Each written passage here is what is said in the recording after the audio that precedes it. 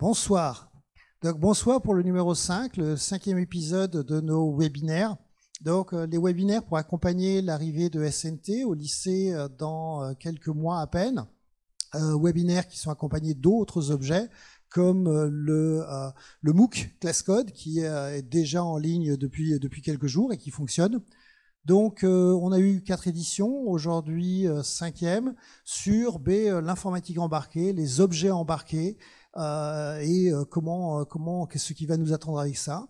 Donc, même modèle que les soirs précédents, on a un premier temps pour voir l'historique, pour savoir d'où ça vient, qu'est-ce qu'il y a dedans, quels sont un peu les concepts essentiels. Et dans un deuxième temps, on va débattre avec sans doute des questions de société, puis aussi des questions plus pratiques, un petit peu comment on fait, etc. Donc, ce webinaire, l'exposé nous est donné aujourd'hui ce soir par Jean-Philippe Hainaut, qui est ingénieur à Captronic, et je lui donne la parole et je vous retrouve dans un petit moment. Merci.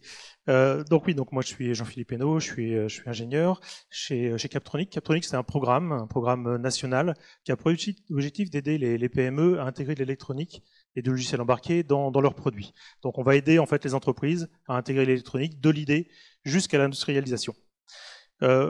Aujourd'hui, en fait, moi, ce que je vais vous proposer, c'est vraiment de planter le décor, de vous faire une introduction de ce domaine qui est l'électronique embarquée, qui aujourd'hui arrive en fait sur le domaine des objets connectés.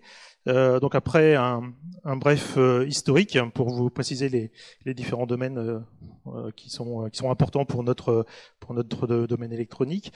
Je vous donnerai quelques chiffres sur les principaux marchés, préciser les marchés aussi qui sont concernés par ce domaine-là. Et puis après, on fera vraiment un focus sur ce que c'est qu'un système électronique embarqué, à quoi ça correspond, quels sont les grands blocs fonctionnels qui vous permettront de comprendre en fait ce qu'on peut intégrer avec ces solutions-là. Je parlerai un peu d'objets connectés. Et puis, vous verrez en fait que c'est un domaine qui est assez simple à aborder. Il y a des solutions de prototypage rapide qui vous permettent de développer assez facilement des solutions. Je pense qu'on y reviendra aussi tout à l'heure sur la table ronde. Vous aurez d'autres exemples. Mais je vous montrerai au travers d'un exemple comment on peut aborder ce domaine. Donc déjà, si on traite un peu d'histoire, on voit en fait qu'il y a une première période importante qui vers les années 1900, avec en 1904 par Fleming l'invention de la diode. C'était un des premiers éléments importants. Et puis surtout en 1909, c'est Lee De Forest, qui a inventé la triode. En fait, la triode, c'est le premier amplificateur de signal électronique. C'est ce que vous trouvez aujourd'hui encore dans des amplis hi-fi très haut de gamme, où en fait on peut louer la linéarité de ces composants-là. Et donc en fait, à partir de là, il y a un certain nombre d'applications qui ont pu se développer, notamment la radiophonie. Il y avait déjà des transmissions sans fil avant la triode, mais on a pu en fait aller beaucoup plus loin, avoir des systèmes beaucoup plus performants, et notamment faire de la transmission sans fil de la voix dans les années 1915. L'électronique a encore progressé pour arriver en fait dans les années, au niveau de la guerre, dans les années 43, avec le premier développement de l'ordinateur entièrement électronique, qui est sorti en fait, il a été rendu public après la guerre en 1946. Et ce premier ordinateur entièrement électronique, il était basé sur les triodes. Et en fait, c'était l'ENIAC. Mais vous voyez, c'est un ordinateur qui faisait 30 tonnes. Qui représentait une pièce de 167 mètres carrés, il consommait 150 kilowatts et il faisait 5000 additions par seconde. Donc il avait quand même des performances assez réduites et pour un encombrement et un poids qui étaient assez impressionnants. Mais par contre, c'était quand même très intéressant pour des calculs de balistique. Ça servait aussi à mettre au point, malheureusement, quelques bombes nucléaires. Mais enfin, c'était important pour l'époque. Mais on voyait bien quand même qu'à ce niveau-là, c'était un peu compliqué de parler d'électronique embarquée. C'est difficile de l'emmener dans son sac à dos ou dans un véhicule. Alors la grosse évolution, et c'est là où en fait on part la deuxième période en fait de l'électronique, c'est en 1948 avec l'invention du premier transistor sur silicium, enfin là sur du germanium, mais on a pu en fait à partir de là développer de nouveaux systèmes. Les évolutions ont continué. En 1958, on a le premier circuit intégré avec plusieurs transistors sur une puce. qui est commercialisé en 1961. Et puis, dans les années 70, on a la première mémoire qui est intégrée sur une puce, et en 71, le premier microprocesseur sur une puce, avec 2300 transistors intégrés. Donc là, on commence à avoir en fait des unités de calcul qui sont intégrées sur des systèmes microprocesseurs. Si on fait un peu le parallèle, on voit que par rapport à ces évolutions-là, la mise en orbite du premier satellite, c'était en 1957. La conquête de la Lune, c'était en 1969. Donc vous voyez, en fait, par rapport au système électronique, on était sur des puissances qui étaient quand même relativement faibles. Et on a pourtant réussi à aller sur la Lune. Aujourd'hui, en fait, on a une progression vraiment fabuleuse de l'intégration de transistors. Regardez, si on se reprend en fait les dates, en 71, on était sur le premier microprocesseur. En 82, on était passé de 2300 transistors à 130 000. En 90, on était à 1 200 000 transistors intégrés. Et aujourd'hui, on est à plus de 1 milliard de transistors sur une puce. Donc vous voyez en fait cette progression et cette capacité de calcul qui est aujourd'hui énorme. Dans l'embarqué, aujourd'hui, on a la puissance des PC d'il y a 5-6 ans sur les systèmes embarqués. Alors, si on regarde en fait maintenant le domaine de l'électronique en quelques chiffres, au niveau mondial, le chiffre d'affaires, il est de 1 622 milliards de dollars en 2018. Et il est surtout, en fait, ce qui est intéressant, il est surtout tiré par deux domaines jusqu'en 2021, par l'industrie et le médical, avec une croissance de 5,4% d'ici 2021 par an, et l'automobile, avec 6,4%. Et ça, c'est intéressant parce qu'en fait, c'est des secteurs où on est assez fort en Europe. Donc ça veut dire qu'on a encore de beaux jours devant nous sur ces aspects-là. Si on regarde aussi maintenant sur le marché de l'Internet des objets, ça c'est un graphique qui m'intéresse pas mal, parce qu'on voit qu'aujourd'hui, en fait, ce qui tire le marché des objets connectés, c'est essentiellement la Smart Cities, avec 50%, pratiquement entre 45% du chiffre d'affaires qui est généré par ce domaine-là. Mais si on se projette maintenant sur la période jusqu'à 2021, on voit qu'en fait, ce marché-là va être tiré par l'industrie, enfin par les objets industriels, ce qu'on appelle l'IIoT, l'industriel Internet of Things. Donc ça c'est intéressant. Et puis par ce qui est aujourd'hui un marché assez embryonnaire, par les véhicules connectés. Ce sera d'ailleurs la plus forte croissance d'ici 2021. Et donc ça aussi c'est intéressant parce qu'en fait c'est des domaines où l'Europe est bien positionnée. Si maintenant on fait un focus sur l'électronique et la filière électronique française, on voit qu'en fait il y a plus de 1000 entreprises qui sont dans ce domaine-là en direct. Ça représente plus de 150 000 emplois dans ces sociétés. Et on considère qu'il y a, à côté de ça, il y a encore plus de 75 000 emplois dans d'autres secteurs, comme l'automobile, le ferroviaire, l'aéronautique, etc. Le chiffre d'affaires, il est de 15 milliards d'euros, essentiellement sur les entreprises de l'électronique. Un autre point que je trouve intéressant, c'est le profil en fait des salariés dans ce domaine-là. À plus de 60%, ce sont des ingénieurs et techniciens supérieurs. Donc il y a vraiment des débouchés dans ce domaine, sachant qu'à l'horizon 2020, on devrait embaucher plus de 18 000 postes par an dans cette filière. Donc vous voyez, il y a des perspectives d'embauche assez intéressantes. Un autre point qui me semble pas mal, c'est par exemple si on prend le CES 2019, que tout le monde connaît, c'est le Consumer Electronics Show, c'est un salon des produits grand public, on va dire, où on trouve les télévisions, mais on trouve aussi tout ce qui est du domaine des objets connectés. On avait plus de 420 entreprises françaises qui étaient représentées au CES. C'était la deuxième délégation étrangère après la Chine à ce salon-là. Vous voyez, en fait, c'est quand même une belle filière pour l'industrie française. Alors, les marchés concernés, on est sur des marchés assez conséquents. Ça va de l'électroménager. On a encore d'ailleurs des fabrications aussi en Europe et en France sur ce domaine-là. Il y a notamment des robots multifonctions, enfin des robots cuiseurs multifonctions bien connus qui sont fabriqués en France. Donc il y a encore de l'électroménager en France.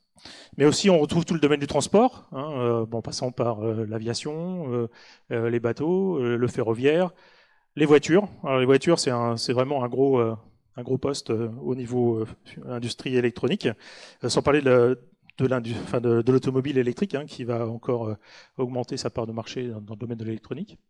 Ça passe aussi par les trottinettes, les vélos électriques. Il y a bien sûr le machinisme agricole, hein, qui est aussi un gros secteur en France. Le militaire, qui a pas mal tiré l'électronique, qui le tire peut-être un petit peu moins en ce moment, mais qui était un gros marché. L'aérospatial. On peut bien sûr parler de l'industrie, hein, avec les machines-outils, les robots dans l'usine, qui sont tous équipés de cartes électroniques de commande. C'est la santé, qui est un secteur en développement, hein, autour des équipements de mesure, de traitement, et bien sûr avec de nouvelles fonctions, de nouveaux produits qui sont proposés dans le domaine de l'IoT, hein, des objets connectés. Et justement, le domaine des objets connectés aussi qui se développe de plus en plus, et qui intègre de l'électronique embarquée.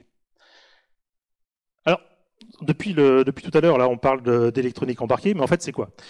En fait, ce qui est commun à tous les marchés dont on a parlé tout à l'heure, c'est qu'en fait, ces systèmes-là doivent en fait interagir avec un système physique. Hein, ils ont tous un système à contrôler, la voiture, un process de fabrication, etc. C'est vraiment ce qui caractérise l'électronique embarquée par rapport à l'informatique en général. On doit toujours avoir un système avec lequel je vais interagir. Donc ce système, en fait, il y a deux fonctions principales. Un, c'est de capter l'état du système à contrôler pour bien le connaître et pouvoir agir en conséquence. Et donc justement, le deuxième point, c'est de piloter ce système-là. Donc agir directement sur le système en fonction de l'état qu'on aura capté. Autre entité aussi avec laquelle on doit interagir, c'est l'utilisateur. Je dois, dans un premier temps, lui rendre compte de l'état du système, hein, pour lui indiquer où j'en suis, quel est l'avancement de mon procédé à contrôler, etc. Mais en même temps, je dois aussi prendre en considération les ordres qui vont permettre de modifier justement le comportement de mon système. Et donc ça, c'est vraiment commun à tous les systèmes que je dois contrôler. Et donc en fait, pour réaliser ces différentes fonctions, je vais mettre en place une structure qui est toujours la même, qui est celle-ci, en fait, où je vais avoir une unité de traitement qui va faire les calculs, je vais avoir des capteurs qui vont prendre en considération l'état de mon système, des actionneurs qui vont agir sur le système, une interface de machine, pour donner à la fois des informations sur l'état et en même temps récupérer l'ordre, et puis une source d'énergie. On verra tout à l'heure, il y a peut-être aussi une autre fonction, mais pour l'instant, je n'en parle pas. Alors, les capteurs, en fait, donc l'objectif, en fait, c'est de capter l'état du système. Donc déjà, il y a quelques points qu'il faut prendre en considération. C'est de bien définir quelle grandeur physique je dois observer. Et surtout, en fait, quelles sont ses caractéristiques. Et ça, c'est un point important, parce que dans la plupart du temps, on a tendance à l'oublier ça, et on va soit choisir le mauvais capteur, soit se tromper de grandeur physique à observer. Donc ça, c'est vraiment un point important. Quelle grandeur physique je dois capter, je dois observer. Ensuite, je vais me poser la question, est-ce que c'est une mesure en direct ou en indirect? Est-ce que je mesure la grandeur physique elle-même? C'est-à-dire, par exemple, si je veux mesurer une température, je vais prendre un capteur de température. Maintenant, dans certains cas, je ne vais pas pouvoir mesurer la grandeur physique directement. Je vais prendre une autre grandeur et par une formule mathématique, par un ABAC, je vais déterminer en fait la valeur de cette grandeur physique. D'accord ? C'est par exemple le cas sur des moteurs électriques. Lorsque je veux mesurer le couple du moteur, je ne vais pas mesurer le couple en direct, je vais mesurer le courant du moteur qui est dans un moteur à courant continu et une image en fait de ce couple. Ou par exemple, si je veux détecter le nombre de pas d'une personne, je ne vais pas mesurer le nombre de pas, mais avec un accéléromètre et un algorithme de traitement, je vais en déduire en fait le nombre de pas, en analysant en fait le comportement de l'accélération en fait. Voilà, donc ça c'est un point important.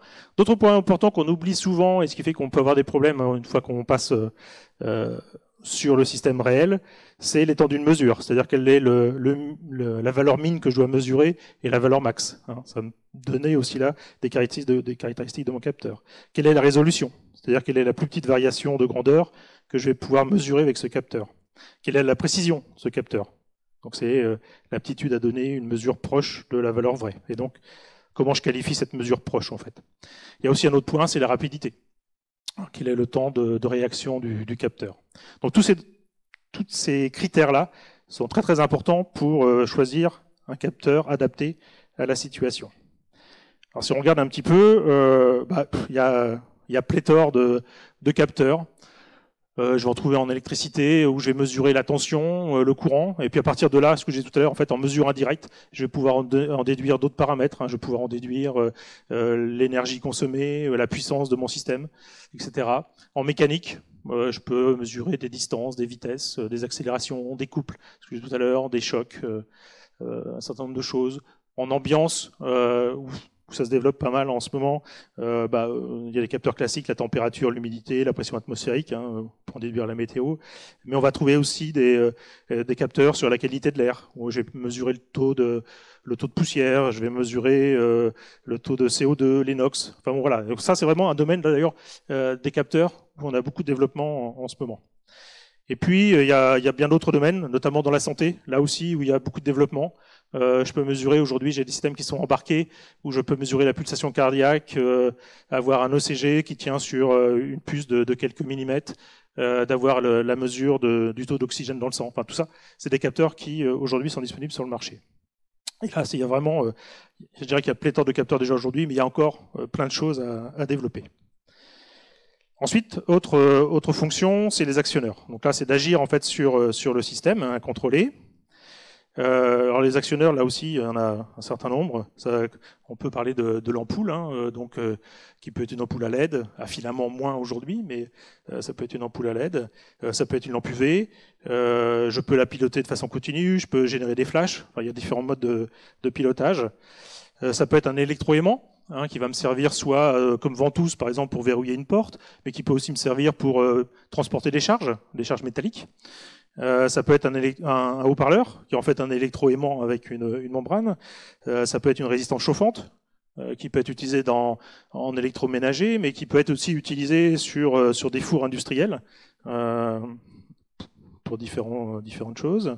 Ça peut être des électrovannes qui vont permettre de contrôler un flux de liquide, soit en tout ou rien, c'est-à-dire que j'ouvre ou je ferme mon électrovanne, mais ça peut être aussi en proportionnel, pour piloter le flux qui va être généré ou en sortie de cette électrovanne. Et puis ça peut être toute une gamme de moteurs avec des micromoteurs. Vous voyez en fait celui en haut qui fait quelques millimètres, celui un petit peu au centre qui est un moteur de lamineuse industrielle, et là qui peut aller jusqu'à plusieurs mégawatts en puissance. Et puis celui du centre en fait c'est celui-ci en fait c'est un moteur d'une soixantaine de kilowatts pour des véhicules électriques. Vous voyez en fait il y a vraiment toute une gamme de moteurs, y compris des moteurs linéaires, où là je vais transformer en fait la rotation du moteur électrique en un déplacement linéaire. Ensuite, je dois m'intéresser à l'interface machine. Donc, comment je vais pouvoir interagir avec mon utilisateur. Alors, quand je dis mon utilisateur, d'ailleurs, ça peut être plusieurs profils d'utilisateurs. Et donc, à chaque profil, je pourrais éventuellement avoir une interface différente. Alors, sur les interfaces de machine, on parle souvent d'IHM dans notre jargon. Alors, ça peut commencer par tout ce qui est LED. Les LED, c'est vraiment l'afficheur, ou l'interface machine la plus simple, et qu'on trouve à peu près partout dans tous les systèmes électroniques. Sur toutes les box, par exemple, on a des voyants qui nous donnent l'état du système. Donc c'est vraiment l'élément le plus simple pour donner un état. Ça peut être allumage, extraction, ça peut être clignotant, ça peut être de couleur, et donc avec ces différentes informations-là, on peut donner justement différents types de signaux. Ça peut être de l'afficheur 7 segments, ça peut être des afficheurs LCD, alphanumérique avec plusieurs lignes, ça peut être de l'afficheur graphique, ça peut aussi, alors sur l'entrée d'ordre, l'ordre le plus simple, c'est finalement le tout ou rien, c'est l'interrupteur, on-off, ça peut être un bouton poussoir, qui est celui-ci, et puis ça peut être toute une gamme de claviers que vous pouvez trouver soit en standard, soit faire développer du spécifique. Il y a des fabricants qui développent des claviers spécifiques en fonction de votre application. Ça peut être aussi une interface tactile, où là, en fait, sur le même objet, finalement, je vais avoir à la fois un afficheur graphique et en même temps une surface sur laquelle je vais pouvoir donner des ordres. Et c'est vraiment ce qui se développe aujourd'hui. Et puis j'ai d'autres IHM où, en fait, je vais retrouver en fait les différentes technologies présentées ici, à savoir des boutons, des interrupteurs, des boutons poussoirs, des afficheurs graphiques, des afficheurs tactiles, et ça, en fait, qui vont être adaptés à la situation et au mode de fonctionnement de l'opérateur. Enfin, le cœur du système, en fait, c'est l'unité de traitement. Cette unité de traitement, c'est elle qui va faire, qui va coordonner l'ensemble des opérations, qui va faire les calculs. Et donc, tout ça, en fait, c'est basé sur le microcontrôleur, qui est un composant vraiment central au niveau des applications d'électronique embarquée. Ce microcontrôleur, ils sont à peu près tous basés sur la technologie ici. Ça, c'est un micro de chez Microchip, un petit 8 bits. Mais si on va jusqu'au 32 bits, on va retrouver des fonctions à peu près équivalentes. Déjà, en fait, on a un cœur. Ici, c'est un cœur AVR qui, lui, va faire justement tous les calculs, va faire le séquencement. Et en fait, on peut, même sur certains microcontrôleurs, aujourd'hui, retrouver, comme dans l'informatique, des microprocesseurs ou des microcontrôleurs à plusieurs cœurs, avec plusieurs cœurs du même type, voire des cœurs qui sont adaptés à du traitement graphique, à des calculs de traitement du signal, etc. Donc ça, c'est vraiment important. Ensuite, ce cœur, il est cadencé par une horloge. C'est ce qui va nous donner le tempo des opérations.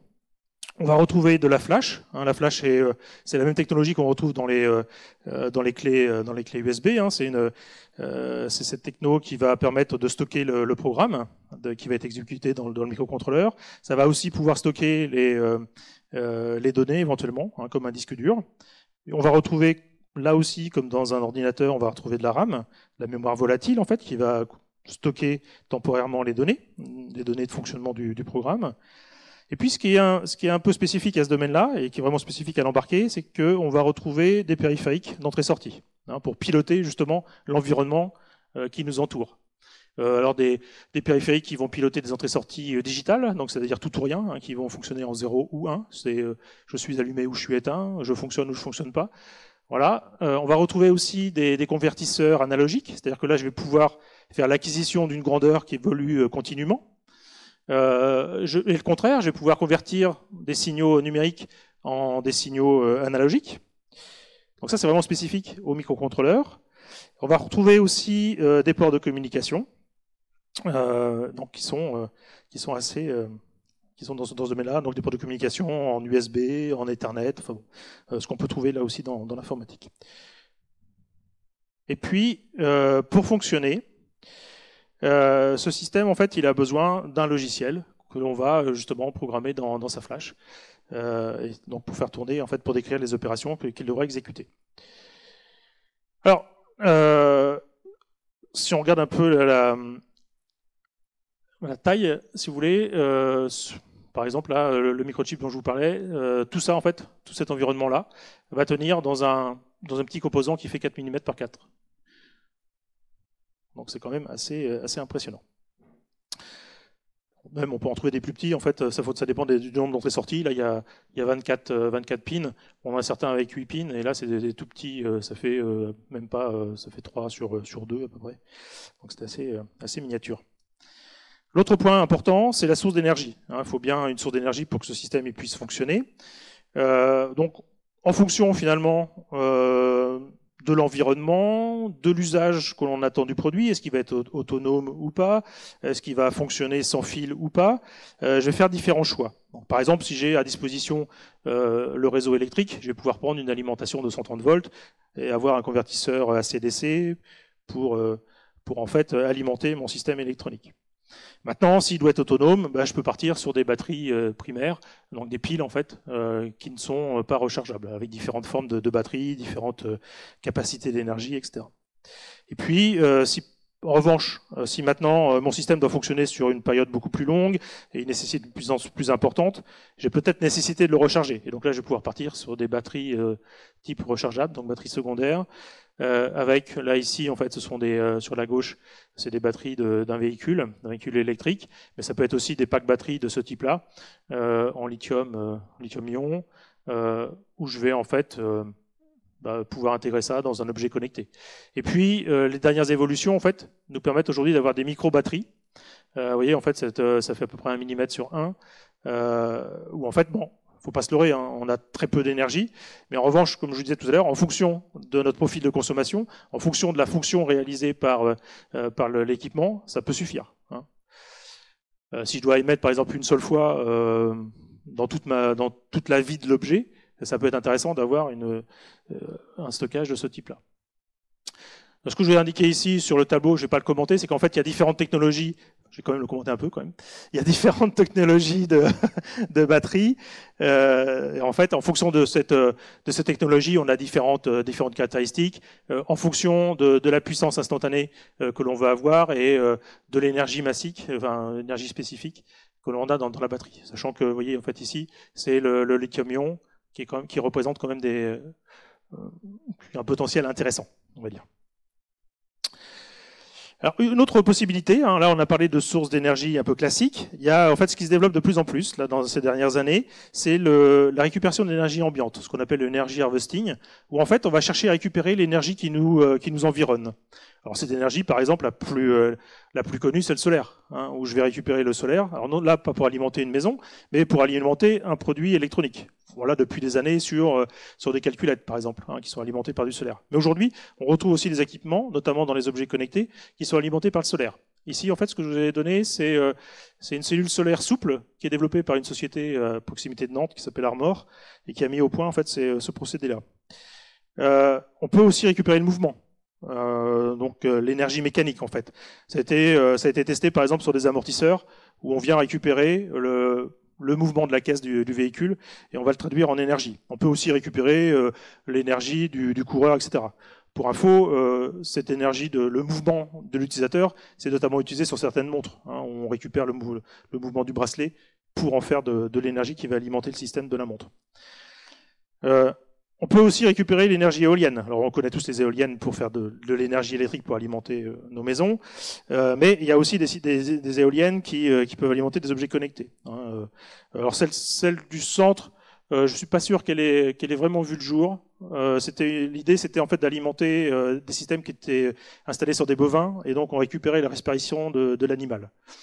Bon, je pense que c'était resté à l'état de prototype. Mais bon, pour autant, ça peut être quand même intéressant. Alors, on peut récupérer des différences de température. Hein, on utilise l'effet Seebeck, hein, où en fait, on va par une différence de température, on va générer un courant électrique qui va en fait nous permettre de recharger nos systèmes. Ça peut être utilisé dans des milieux industriels où on a des zones de température, enfin des zones chaudes, et on peut en fait comme ça avoir une différence de température. On peut aussi récupérer l'énergie électromagnétique, c'est-à-dire récupérer les radiofréquences qui nous entourent, hein, par les GSM, 3G, etc., le Wi-Fi. Et il y a des systèmes qui fonctionnent comme ça. Alors, on récupère pas une grande énergie pour l'instant, mais on peut quand même alimenter certains systèmes. Et puis, si on regarde, il y a des applications industrielles. Hein, par exemple, c'est ce cas-là. Hein, c'est un bouton, enfin c'est un interrupteur pour commander l'allumage d'une lampe, commander un volet roulant. Ou en fait, par le simple fait d'appuyer sur l'interrupteur, on va générer suffisamment d'énergie mécanique pour alimenter en fait l'émetteur du système qui va envoyer l'état du switch. Et ça, c'est Enotion qui développe ça. Et ça fonctionne aujourd'hui. Hein. Il y a plein de systèmes qui sont équipés de cela. Et donc, ils fonctionnent sans pile, sans batterie. Et c'est complètement autonome. Ça peut durer des années. Alors, après, on n'envoie pas beaucoup d'informations. Hein, mais suffisamment pour allumer ou éteindre ou monter et descendre un volet.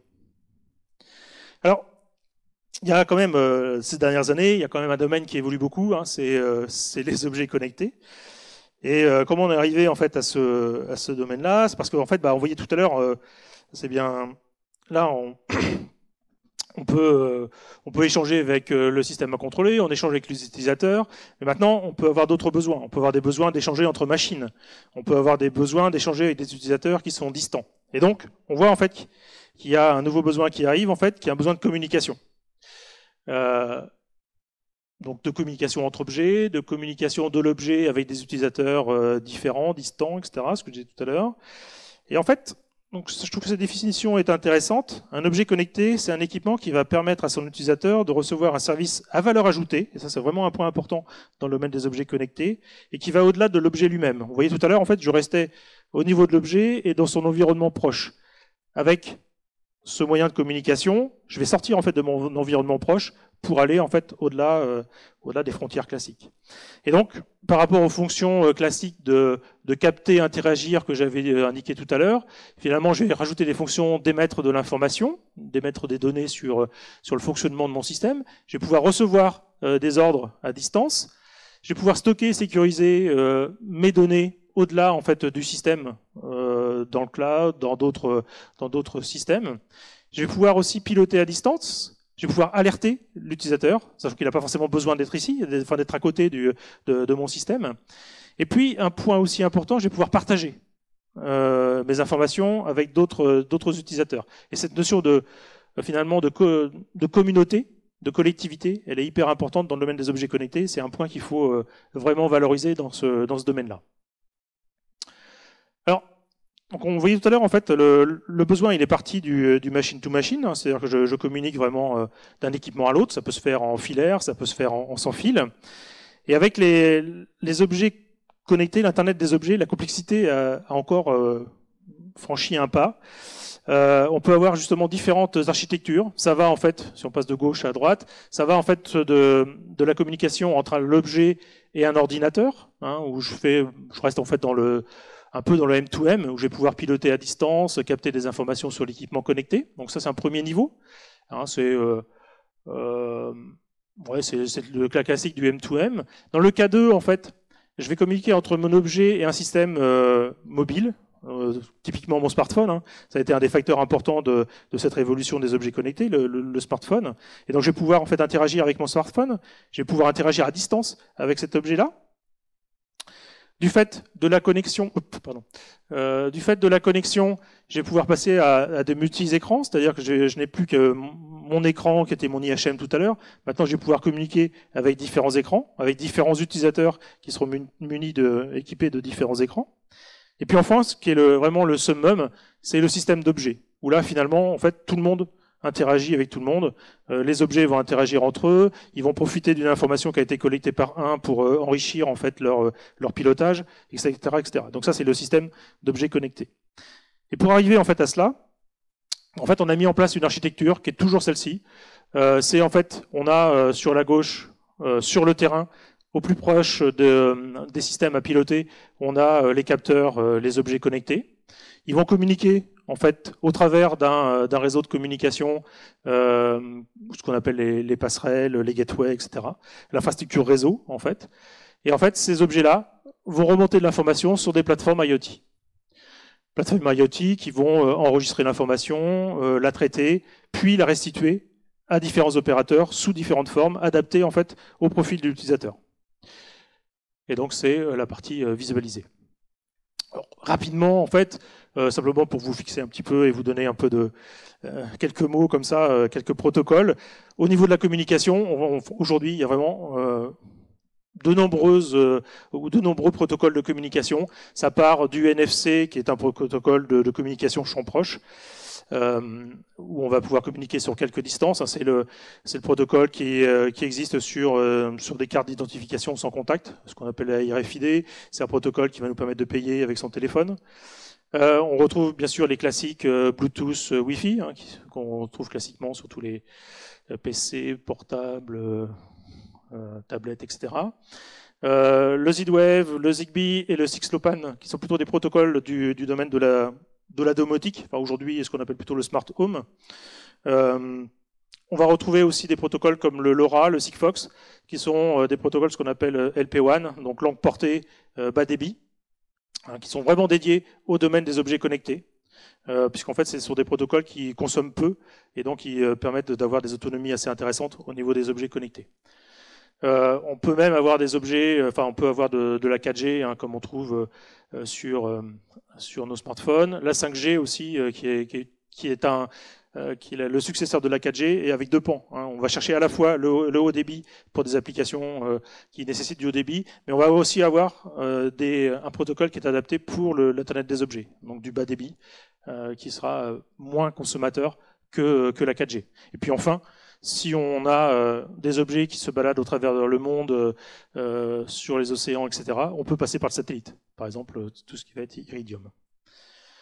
Je ne vais pas parler de tout ce qui est plateforme IoT. Ce qu'il faut savoir, c'est qu'il y a de nombreuses plateformes aujourd'hui. Je crois qu'il y en a plus de 500 qui sont référencées. Enfin, c'est un domaine qui est important.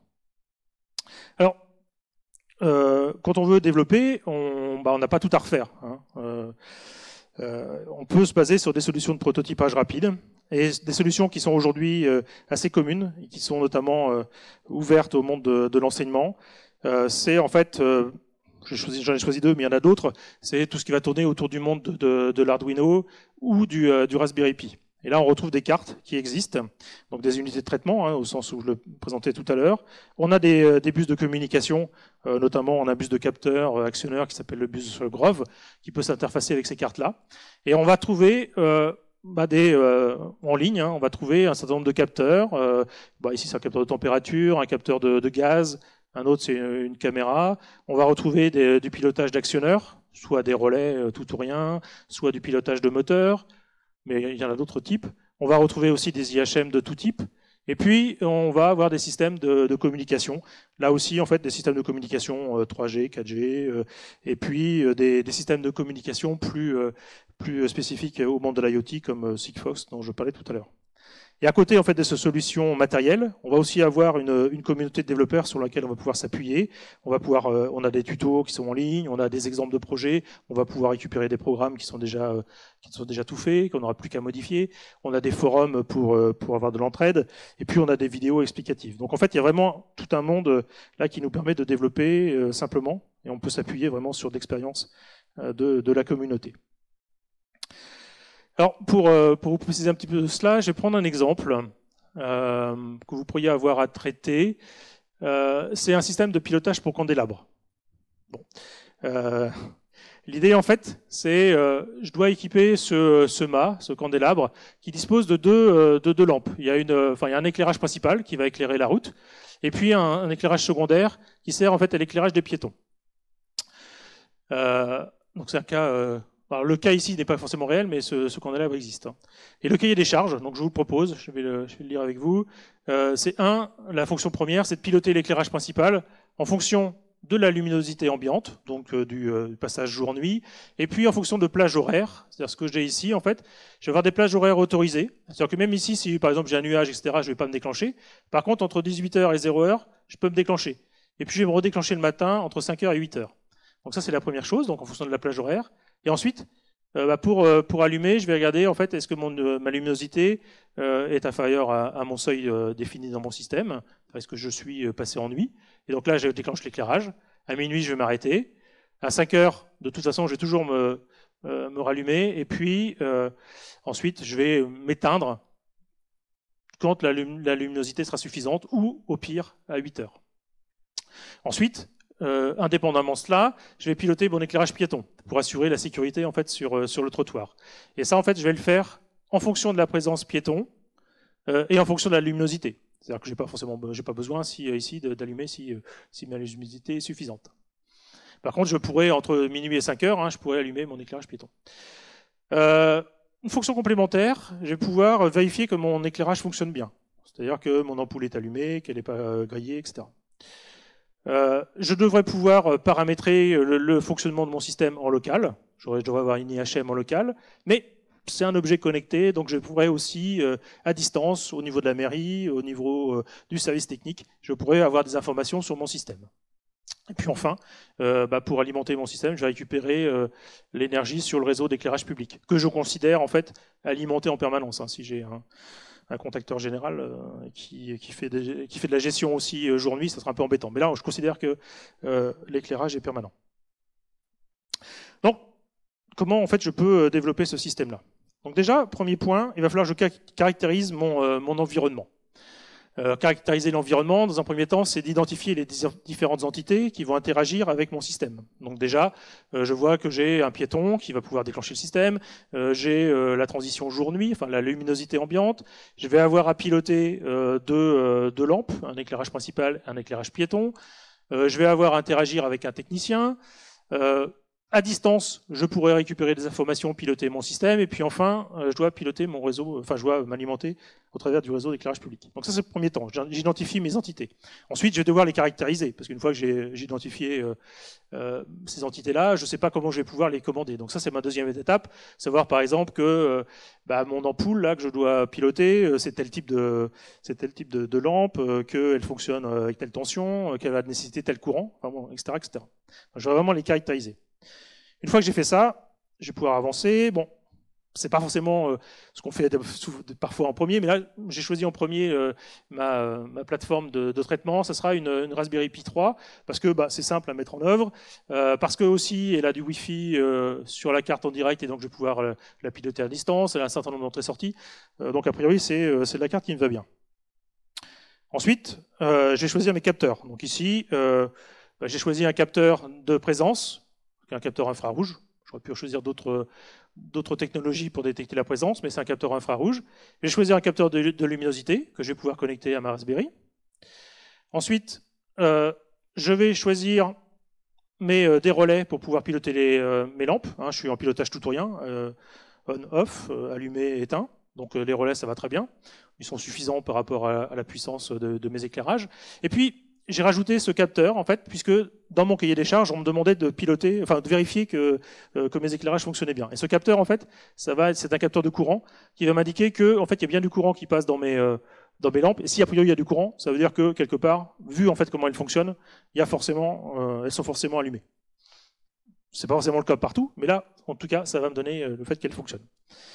Voilà. Ensuite, je vais choisir mon IHM. Alors là, j'ai un peu de moyens.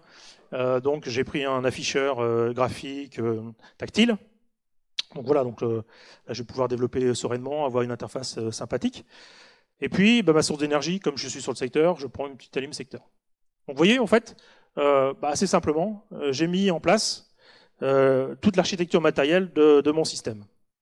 Ensuite, j'ai plus qu'à développer le programme qui va bien, en me basant sur ma communauté de développeurs, en allant chercher déjà des structures logicielles qui sont adaptées, et puis j'aurais plus qu'à les personnaliser pour ensuite programmer mon Raspberry.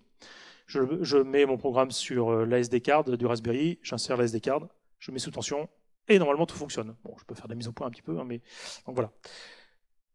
Alors, en fait, cette carte Raspberry, c'est bien, ça va me permettre de faire des tests en labo, ça va me permettre de faire quelques tests pilotes, mais en revanche, à un moment donné, il va bien falloir que je passe à la version industrielle, parce que je vais devoir développer mon système en quantité, je vais devoir tenir compte de l'environnement en température, en humidité, etc. Et donc je vais devoir passer à la version industrielle. Là, je vous en propose une, en fait. C'est une solution qui a été développée par une société de Nantes qui s'appelle Caméon, et qui a développé, s'est installé sur quelques candélabres, sur plusieurs candélabres au niveau de la ville de Nantes. Et en fait, c'est un système qui va piloter l'éclairage et qui va remonter de l'information via des protocoles de communication pour vraiment suivre et piloter finement l'éclairage.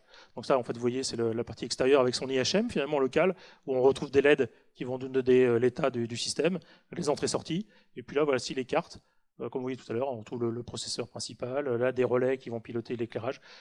C'est un peu l'image de notre développement à partir de Raspberry, mais en version industrialisée. Alors, peut-être en quelques mots, une conclusion. Déjà, vous voyez en fait que à partir de cette architecture qui reste relativement simple, on peut vraiment approcher une multitude d'applications. En revanche, ce que je vous disais en introduction, ce qui est vraiment important, c'est de s'intéresser à la création de valeur, c'est-à-dire à la fonction et vraiment à quoi va servir le produit vis-à-vis des clients. Ça, c'est vraiment un point important. C'est l'aspect définir les fonctions, l'aspect de prise en compte du cahier des charges. D'un point de vue des technos, vous voyez, en fait, on a vu qu'il y avait un certain nombre de solutions qui existaient, mais en revanche, il reste encore de beaux challenges, notamment si on parle dans le domaine des objets connectés, il y a tout ce qui est l'autonomie énergétique. Là, c'est vraiment un point qu'il faut, même si aujourd'hui on a des objets qui peuvent tenir plusieurs années, voire une dizaine d'années, c'est vraiment un point qu'il faut encore travailler. À la fois diminuer la consommation, mais aussi avoir des capacités de stockage qui sont de plus en plus importantes. On va encore travailler sur les capteurs. À la fois, elle est miniaturisée, à travailler sur leur consommation, à investiguer de nouveaux domaines, de nouvelles grandeurs physiques. Il va falloir aussi travailler sur les réseaux de communication. Notamment, aujourd'hui, on a un problème crucial, c'est le problème de couverture entre l'outdoor et l'indoor. On a des solutions qui marchent bien à l'intérieur, on a d'autres qui marchent bien à l'extérieur. On a du mal à aller parfois à faire les deux, notamment sur certains bâtiments. Enfin, on en parle beaucoup, il y a l'IA, l'intelligence artificielle, et là, c'est travailler sur de l'intelligence artificielle embarquée dans les systèmes pour avoir des décisions qui sont au plus proches des systèmes à contrôler. Et puis un autre point, c'est l'aspect de la cybersécurité. On parle d'échanger de plus en plus de données. Il faut assurer la sécurité d'échange de ces données, l'authenticité, l'intégrité, etc. Donc ça, c'est un point important. Là, il y a vraiment des gros développements à faire sur cet aspect-là. Et puis surtout, notamment au travers des objets connectés, il ne faut pas oublier les problématiques d'éthique et de juridique, notamment quand on va collecter des données, notamment des données personnelles ou des données de santé. C'est un point fondamental dont il faut se préoccuper et qui rejoint forcément la cyber, parce qu'il faut les sécuriser. Donc voilà. Si vous souhaitez en savoir un peu plus, je vous invite. Nous, au niveau de Captronic, on a édité 2 guides, enfin 3 même, un qui est un peu spécifique sur la santé. Mais sinon, on en a 2 autres sur les objets connectés. On en a un sur comment prendre le virage des objets connectés. On précise un petit peu comment passer de l'idée jusqu'au produit. Et puis un autre ici, c'est ils ont pris le virage des objets connectés. C'est 10 retours d'expérience d'entreprises qui n'en franchissent pas des objets. Donc si vous voulez, vous pouvez se pencher sur ces guides qui sont très accessibles.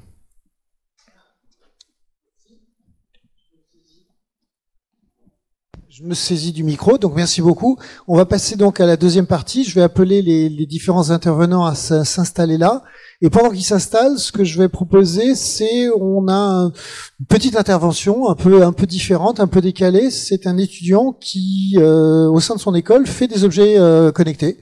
Donc, il va nous montrer un petit peu ce qu'il va faire. Mais pendant ce temps-là, je vous invite les autres intervenants à venir vous asseoir et on sera prêt à débattre derrière. Donc c'est bon, c'est installé. Parfait. Bon. Vas-y. Donc bonsoir à tous et à toutes. Donc je me présente, Hugo Walter, je suis étudiant en 3e année à Epitech Nantes. Et dans le cadre de mon cursus, j'ai eu l'occasion justement de pouvoir expérimenter différentes technologies et j'ai pu justement faire un petit peu d'électronique tout en alliant justement mes notions d'informatique. Donc pour ça, j'ai pu faire le projet EpiLight. Donc vous savez que dans les studios de radio, il y a un dispositif lumineux et plus particulièrement une lampe devant les salles pour avertir s'il y a, on va dire, une émission en cours ou non. Et j'ai voulu justement reprendre ce concept-là et l'adapter justement à mon école. Donc pour ce faire, j'ai fait un petit dispositif lumineux au-dessus de chaque salle. Donc comme vous pouvez voir, c'est tout simplement une LED au-dessus de chacune des salles qui va présenter différents états. Donc on a par exemple l'état où la LED est verte, c'est-à-dire qu'une salle est totalement libre, les étudiants peuvent y rentrer librement. Un deuxième état, comme vous pouvez voir, où la salle en haut à droite est rouge, c'est-à-dire qu'il y a une activité en cours. Et on peut imaginer justement pouvoir ajouter différentes fonctionnalités. Et j'ai eu l'idée de rajouter un troisième état plutôt, où justement quand la salle va être occupée dans une demi-heure, la LED va passer au bleu pour avertir aux étudiants que c'est pas la peine qu'ils rentrent dans la salle, il va y avoir une activité en cours. Donc le système est totalement modulable et très très simple. Donc pour ce faire, justement, on a eu justement quelques besoins matériels qui sont vraiment très très simples. On a tout d'abord des câbles, ensuite quelques LED RGB, principalement pour justement pouvoir régler les couleurs. Donc là, j'ai utilisé justement les couleurs rouge, vert et ensuite bleu, mais on peut imaginer plusieurs teintes de couleurs différentes. Une Raspberry Pi 3, qui sera connecté justement avec un câble Ethernet, un clavier et une souris avec une télé ou un écran pour pouvoir justement développer dans les meilleures conditions possibles. Donc comme vous pouvez voir, on a utilisé les différents ports de la Raspberry Pi 3 que vous pouvez voir à l'écran, avec en bas à gauche justement le port Ethernet qui va pouvoir justement nous servir à récupérer les informations. Ensuite les ports GPIO, où vous voyez tous les câbles qui vont servir à alimenter les différentes LED, ainsi que le système d'alimentation, qui là, la Raspberry est bien allumée, on le voit de par le témoin lumineux. Donc, on va dire que toutes les informations que j'ai pu récupérer, c'est grâce à mon emploi du temps. Je les récupère d'une manière automatique, grâce à un programme que j'ai pu développer dans la Raspberry, ce qui permet justement, dans le cas où une activité est en cours ou qui est rajoutée le jour même, le système soit totalement indépendant et totalement autonome. Et au niveau des branchements, comme vous avez pu voir justement sur cette slide-là, c'était une phase de prototypage où on avait tout mis sur une table pour faire nos différents tests, pour ensuite pouvoir l'adapter à l'échelle, on va dire grandeur nature, au sein de l'école, avec des branchements, comme vous pouvez voir, très très simples au plafond. Voilà, je vous remercie.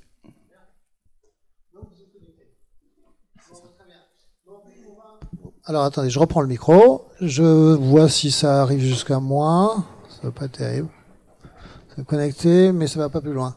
Bon, donc très bien. Donc on va passer un petit peu à la partie débat. Donc il y a des questions qui vont probablement arriver ou possiblement arriver par Internet. Donc vous aviez eu un lien ou vous l'aviez vu les fois d'avant. Donc si vous avez encore des questions, on les prend.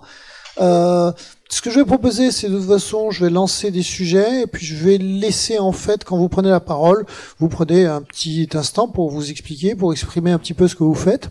Donc, on a eu un exposé pour expliquer beaucoup le mot embarqué autour de électronique. Moi, j'ai l'impression qu'il y a beaucoup de mots différents et qui expriment peut-être pas exactement la même chose. Les objets connectés, l'informatique embarquée, l'électronique embarquée, l'Internet des objets. Est-ce qu'il y a quelqu'un qui veut préciser un ou deux de ces termes-là ou pour qu'on voit, parce que j'ai quand même l'impression que c'est des réalités un peu différentes. Je vais bien commencer. Bonsoir. Merci pour l'invitation. Benoît Parrain, je suis maître de conférence à l'Université de Nantes, Polytech Nantes, et enseignant-chercheur au LS2N équipe Rio. Merci pour la question, parce que effectivement il y a beaucoup de termes. Il y a objets connectés, il y a l'Internet des objets, et dans une précédente intervention j'ai parlé d'Internet. Il y a dans la même veine, Internet des objets, pour ma part, c'est un point de vue, on appelle une infrastructure derrière. On appelle une infrastructure comme l'Internet à sa naissance est une infrastructure, c'est un protocole. C'est des machines qui organisent un réseau. Et de là vont se brancher des objets connectés, comme nous a présenté Jean-Philippe, très variés. La révolution, c'est que c'est la masse d'objets qui va se connecter, qui change le modèle d'origine de l'Internet, qui là se nébulise à la périphérie. Voilà pour ma part. Bonjour, je me présente déjà, je m'appelle Jérémy André, donc je suis accompagnateur pédagogique à Iptech Nantes. Donc le principe, c'est que je m'occupe de travailler avec les étudiants pour leur permettre d'avancer sur leurs projets et d'aboutir à des projets fonctionnels. Alors pour ma part, je voudrais parler d'un peu de l'informatique des objets, du développement plus de la programmation de ces objets-là. En fait, je pense que la différence qui se fait entre la programmation qu'on va avoir sur un ordinateur ou qu'on pourrait avoir sur un système embarqué comme celui-là, c'est l'optimisation qu'on va devoir faire sur le programme. C'est-à-dire comment on va pouvoir réduire cette consommation électrique au sein même du programme informatique qu'on développe pour cet objet. Et je pense que c'est pour ça aussi qu'on fait une spécialisation sur l'Internet des objets et sur tous ces objets embarqués dans leur ensemble en fait, parce que ça demande un développement spécifique et plus précis pour ces objets.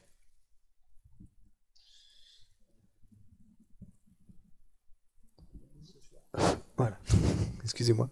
Moi, Sébastien Adam, donc je travaille à l'association de l'Accord de Nantes et on développe un pôle sciences et techniques et numérique. Voilà, on fait pas que du numérique, donc on n'est pas aussi calé que tout le monde. Mais nous, voilà, on travaille en fait à développer les sciences et techniques et notamment sur le numérique avec nos animateurs, pour pouvoir développer au sein de nos activités une qualité éducative aussi, et une meilleure compréhension du monde, et donc ça passe aussi par ça. Donc souvent on va utiliser ce qu'on comprend nous avec la programmation, et on va essayer plutôt de programmer des choses dans le réel, et dire en fait quand on programme des choses, ça fait des choses aussi à côté. Voilà. Justement, je voudrais rebondir sur ce côté, la programmation en réel. On dit aussi programmation temps réel. C'est quoi les grandes différences? C'est-à-dire, quelqu'un les élèves vont arriver à la fin de la troisième, ils auront fait un certain nombre de choses en programmation. Est-ce que cette programmation en temps réel, c'est un paradigme différent? Ils vont faire quelque chose de complètement nouveau, ou c'est finalement dans la continuité, voire même c'est plus simple, parce que on sait aussi que les activités de robotique, c'est pas que c'est plus simple, mais le fait de voir l'effet immédiat peut jouer un rôle. Ou est-ce que c'est plus compliqué parce que justement il faut gérer des capteurs qui ne marchent pas toujours comme on veut ou qui donnent des choses étonnantes? Alors, je pense qu'il y a deux choses. Il y a la programmation temps réel, qui est une manière de développer des systèmes qui sont capables de réagir instantanément en priorisant certaines tâches. Donc, par exemple, si on va prendre une voiture, le fait que une personne arrive devant la voiture va être prioritaire au fait que il faut reconnaître sa route, par exemple.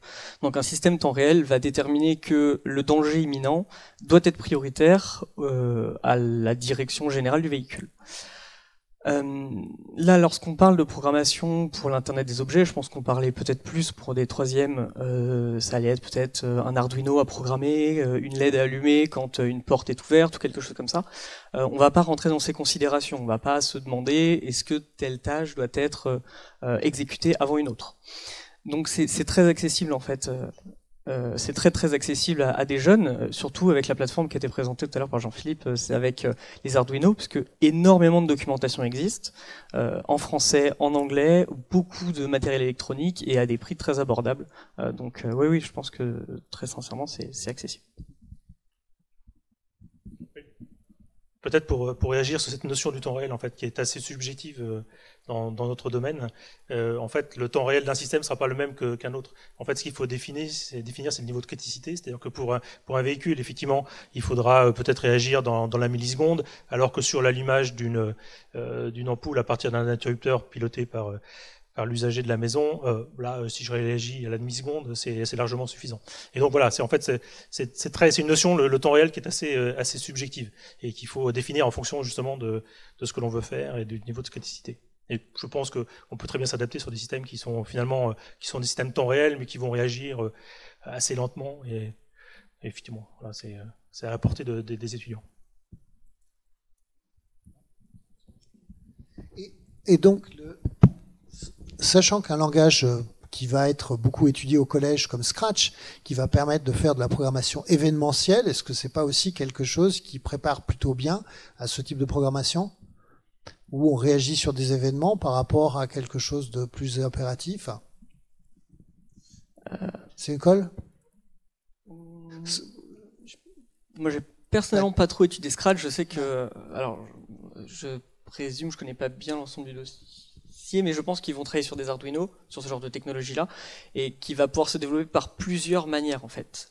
Scratch est l'une des voies par lesquelles ils vont pouvoir le programmer, mais il y en a d'autres qui existent. Et je pense que c'est, oui, très accessible aussi.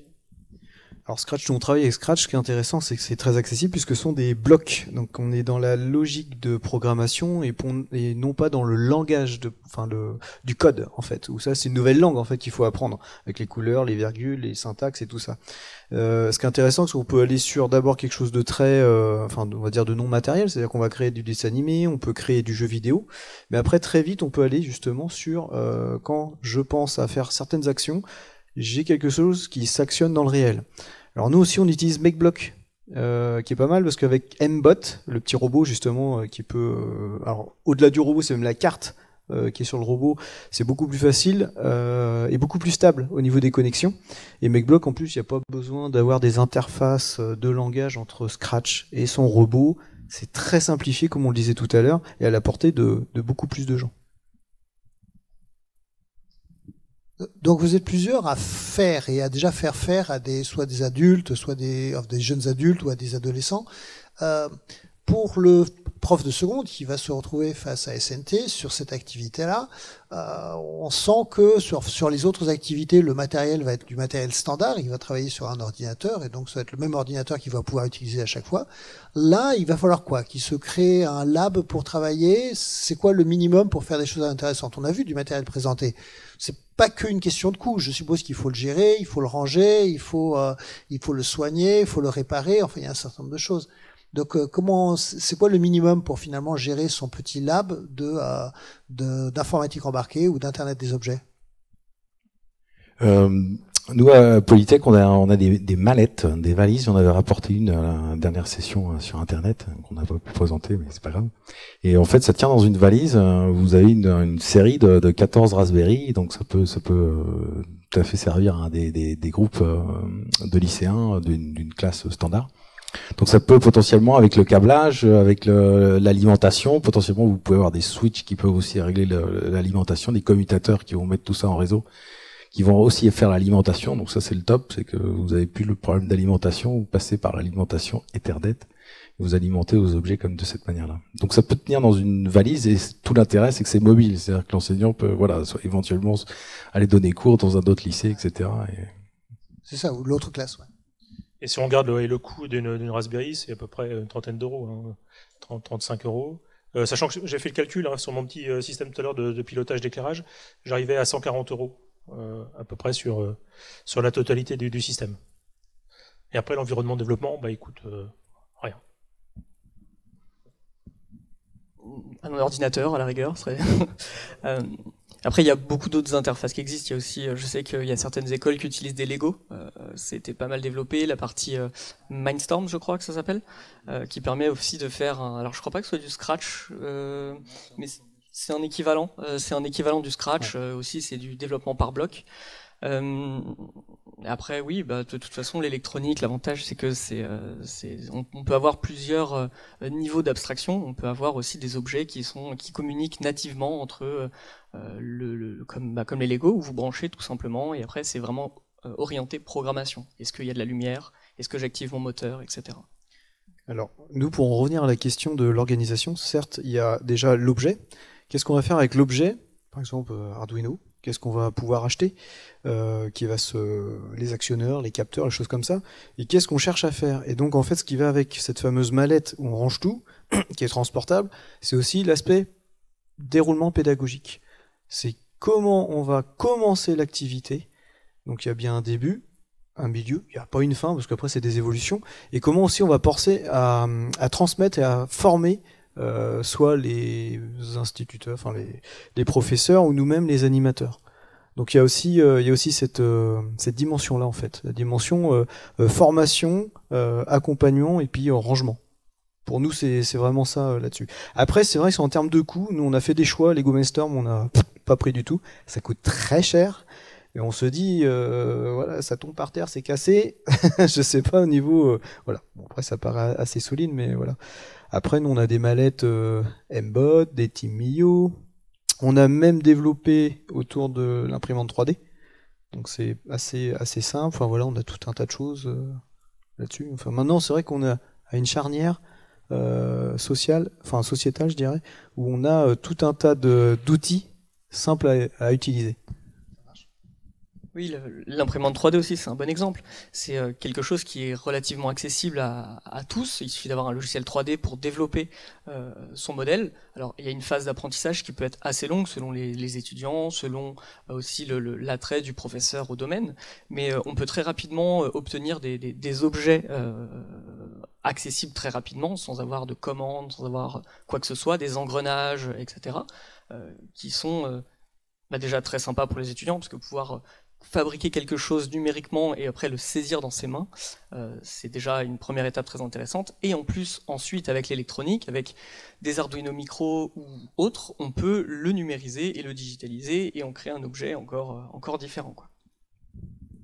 Alors nous, c'est rigolo parce qu'en fait, on commence à partir de 8-9 ans, l'imprimante 3D, et en un stage de 4 jours, les enfants ils ont la capacité déjà de comprendre toute la machine et la logique de programmation séquentielle en fait qu'il peut y avoir. Donc c'est pour ça on parle toujours des étudiants, mais on peut commencer bien au-delà de ça. Voilà. Alors, je pose une question polémique, hein, je vais peut-être me faire incendier sur la toile, mais parmi les enfants, il y a 50% des enfants qui sont des filles. Et clairement, on sait qu'on a des soucis globalement sur la discipline informatique ou sur le numérique, et c'est un vrai enjeu. Il y a beaucoup de gens qui travaillent pour essayer de faire venir les filles vers ça. Est-ce que c'est un bon sujet? Ça saute peut-être pas aux yeux, mais est-ce que c'est un bon sujet sur lequel on arrive à accrocher les filles? Est-ce qu'il y a des trucs? Est-ce qu'il y a des bonnes idées? Est-ce que vous avez des expériences concluantes qui permettent de dire, en prenant les choses comme ça, en fait, on n'a pas de problème de genre. On a un problème de genre, hein, soyons sérieux. À l'université, on voit bien que les bancs de nos amphis sont masculins. Alors chez nous, c'est un véritable enjeu. On commence à arriver dans des clubs sciences à avoir 30% de filles. Alors déjà, elles viennent pas toutes seules. De deux, elles ont envie de faire des robots quand même et de faire de la programmation, contrairement à ce qu'on pourrait penser. Mais il faut qu'elles s'autorisent socialement à faire ce type d'activité. Inconsciemment, il y a quand même de l'histoire derrière tout ça. Et nous, il faut qu'on puisse les libérer là-dessus, à dire vous pouvez vous autoriser à faire ça. Bon, ça se dit pas comme ça, mais ça se travaille. Mais c'est vrai, parce que au sein de ma promotion à Nantes, on a quelques filles qui travaillent avec nous, et ça se passe extrêmement bien. C'est même parmi les étudiantes qui réussissent le mieux. On a cet a priori de dire oui, mais l'informatique c'est très masculin, etc. Oui, on le fait très masculin, et moi les étudiantes avec qui je travaille au quotidien s'en sortent extrêmement bien et ont des réflexions. Alors moi je dirais qu'elles ont des réflexions même parfois différentes, un peu plus posées. Est-ce que c'est le caractère de l'étudiant? Je pense aussi, oui, mais je suis pas sûr qu'il y ait une vraie différence en fait. Je pense que c'est ce qu'on leur permet de faire en tant que pédagogue, en tant qu'accompagnateur, de dire bah vas-y en fait juste fais-le, il n'y a pas de raison, il n'y a pas de jugement, viens faire de l'informatique, viens faire de l'électronique, viens faire de la mécanique, et puis tu vas voir, c'est comme tout autre projet en fait, tout autre domaine. Mais plus facile à dire qu'à faire. Peut-être un ajout là-dessus, je pense qu'il faut aussi élargir le monde informatique à uniquement la partie programmation et matériel. Et il y a plein de disciplines, le réseau en études, mais il y a énormément sur la partie sciences des données, sur la partie IA, il y a de la place pour l'analyse, pour un certain nombre de choses. Et je pense qu'il faut sortir effectivement le carcan de l'informatique autour de la programmation et du matériel, et ouvrir à d'autres disciplines. Et notamment là, effectivement, le lien avec la robotique, potentiellement le lien avec la physique, le lien avec la bioinformatique, et tout de suite on élargit le spectre, et là je pense qu'on peut attirer de nouveaux publics, dont des jeunes femmes. Et dans l'élargissement, on a même, là dans un cadre plus large, mais Google travaille sur de la musique, sur de l'art, sur de la génération. Là on a vu par exemple, ils ont créé des nouveaux instruments, basé sur donc là on sort complètement de l'IoT, mais c'est encore un objet, c'est-à-dire qu'ils ont créé un objet pour jouer de la musique en mélangeant les sons de plusieurs autres instruments. Donc on va pouvoir mélanger grâce à des intelligences artificielles des sons, et c'est voilà. Donc il y a vraiment, pour rebondir là-dessus, il y a vraiment pas de limite à ce qu'on peut faire en informatique. Donc oui, non, je suis totalement convaincu. Simplement, je vois que c'est difficile, et je vois aussi qu'on a envie sur un sujet comme celui-là, en particulier, de trouver des bonnes idées. Alors, il y a des gens sur Internet qui nous réclament des bonnes idées, qui nous disent, en pratique, vous avez l'air d'avoir déjà des activités, des choses qui pourraient être rapidement réutilisables en seconde. Donc, vous avez comme ça des sources à proposer, des endroits où les gens peuvent aller chercher des activités du type Internet des objets. Potentiellement, il y a un site web qu'on gère qui s'appelle smartcomputerlab.org. J'avais donné le lien sur ma présentation précédente. C'est une personne aussi qui crée ses mallettes, ses contenus pédagogiques.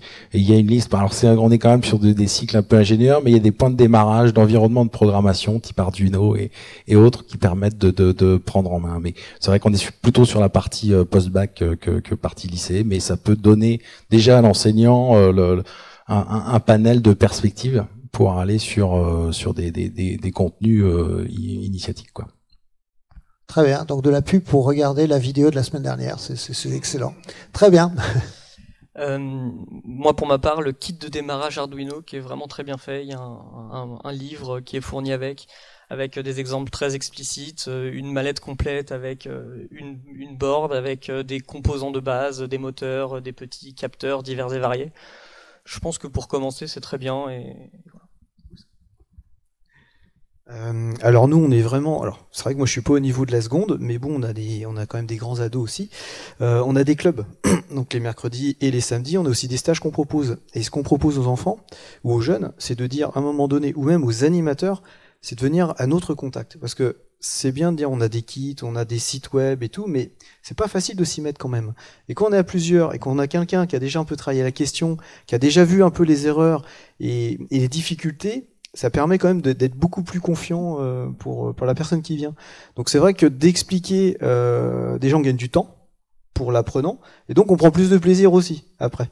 Et c'est vrai que nous on attache une dimension particulière à quand même l'humain dans la capacité à pouvoir transmettre là-dessus. Et puis à l'intérieur des stages aussi, il y a les systèmes de tutorat qui sont intéressants, où les jeunes qui savent déjà plus de choses que d'autres, des fois, puissent aussi justement le transmettre aux autres. Il n'y a pas que l'animateur qui détient le savoir, en fait. On devient accompagnant. D'accord. Dans ce même esprit, en fait, au sein de l'école, on organise des activités qui s'appellent les coding clubs, donc qui sont accessibles à des étudiants de tout âge, même dès le collège, il me semble, quatrième, je crois que c'est quatrième, troisième à peu près, où en fait ce sont des étudiants de nos promos qui accompagnent des étudiants, enfin des jeunes, pour apprendre à programmer. Alors c'est divers et varié, ça va être développer du jeu vidéo, ça va être programmer sur des petits ordinateurs, etc., des microcontrôleurs, etc., etc. Voilà. Ok. Bon, moi j'aurais voulu revenir sur un peu l'exposé du début et sur cette image qu'on avait de cette IoT d'un espèce d'un objet un peu isolé. Alors qu'on a l'impression, les chiffres que vous aviez donnés sur le nombre finalement d'objets connectés est absolument phénoménal. Donc il va y avoir beaucoup de communication entre eux. C'est-à-dire qu'on est loin d'une solution centralisée avec finalement c'est pas des intelligences, mais dans ce cas-ci, mais des petites machines qui sont indépendantes. Elles vont être en train de communiquer entre elles et on n'avait pas l'impression de l'avoir là-dedans. Donc la communication, elle se fait que par les capteurs ou elle se fait finalement à travers toutes sortes d'autres types de alors c'est pas que des enfin c'est peut-être parce que je vois un capteur comme quelque chose d'un peu bas niveau et que quelque part la communication entre ces objets qu'on va trouver, que ce soit des robots ou que ce soit dans des systèmes plus complexes, me semble une partie importante. Non, c'est bon. Oui, en fait, la notion de capteur est un peu réductrice. En fait, finalement, un objet connecté, c'est un capteur pour interagir avec l'environnement, mais comme on l'a vu, en fait, c'est aussi un système de traitement, etc., et qui va communiquer avec d'autres. Et donc, la tendance, en fait, c'est effectivement, dans ce réseau IoT, c'est d'avoir des systèmes embarqués qui sont de plus en plus intelligents, finalement, et qui vont prendre des décisions locales, mais qui vont prendre des décisions en captant de l'information en local et en allant chercher de l'information sur les autres capteurs qui peuvent être à l'échelle d'une ville, par exemple, avoir des capteurs qui vont être répartis au niveau de la ville pour remonter la qualité de l'air. On va pouvoir agir sur d'autres systèmes qui vont, pourquoi pas, agir sur cette qualité, etc. Et donc, en fait, effectivement, c'est vraiment par la multitude de capteurs qu'on va avoir une richesse d'informations et de décisions.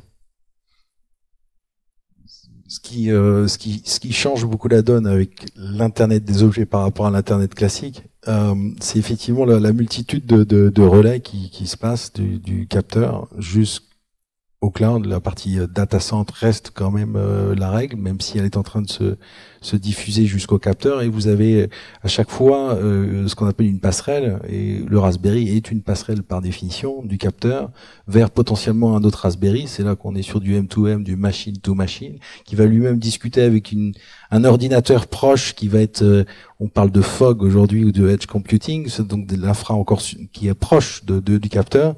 Et comme ça, vous avez une multitude de matériels qui vont venir, qui vont atteindre jusque le cloud à une altitude un peu plus élevée et surtout à des capacités de traitement. Donc vous avez une continuité comme ça de ressources qui se font, et l'Internet des objets, à mon sens, on est vraiment sur ce changement un peu de ressources par rapport à l'Internet où c'était très centralisé sur l'Internet cœur vers là une nébulisation des réseaux au travers des objets connectés.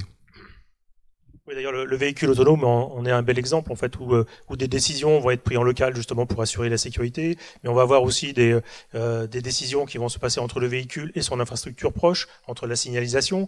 Il va y avoir des décisions qui vont se faire à un niveau plus central sur la localisation ou la géolocalisation, le trafic, etc. Et donc en fait, on va retrouver au travers du véhicule autonome et connecté vraiment tout ce qui fait l'intérêt en fait de l'Internet des objets. Mais à contrario, là où aujourd'hui, par exemple, on questionne l'intelligence artificielle sur sa capacité d'expliquer ce qui se passe, ce que les anglo-saxons appellent le accountability, est-ce que finalement, c'est pas nécessairement l'IA qui est en jeu, c'est cette nébulisation des objets qui fait que quand il y a un problème, retrouver finalement lequel des objets connecté qui a participé de près ou de loin au fait que la voiture s'est explosée contre le poteau, d'accord, va être un enjeu à peu près équivalent à celui d'une IA dont on n'a pas compris très bien quelle est la raison d'être de l'algorithme. Ouais, c'est un des fondements, enfin c'est un des enjeux de l'IA, c'est justement d'expliquer la prise de décision. Mais oui, mais l'IA, on lui demande d'essayer d'expliquer, donc l'IA se bagarre, essaye d'expliquer. Il y a toute une branche de l'IA pour essayer de donner des explications. Mais même sans IA, la nébulisation des objets connectés n'est-elle pas elle-même une source d'une complexité qui finalement nous dépasse, fait qu'on n'est pas capable ensuite de retrouver, de retracer la décision qui a été prise? Alors, je pense que ça dépend de l'échelle qu'on prend. Si on prend par exemple au sein d'une maison, si on prend par exemple un Google Home ou un Alexa ou peu importe, on va donner une instruction à cet objet qui va interagir avec d'autres objets. Donc, dans le fond, on va pouvoir retracer cet ordre et cette demande et suivre ces informations d'un bout à l'autre de la chaîne de commandement. Donc, on va avoir, j'ai demandé quelque chose à ma Google Home, cette Google Home ou cette Alexa a allumé la lumière, je suis capable de retrouver ces informations. Là, c'est simple, parce que le schéma est direct.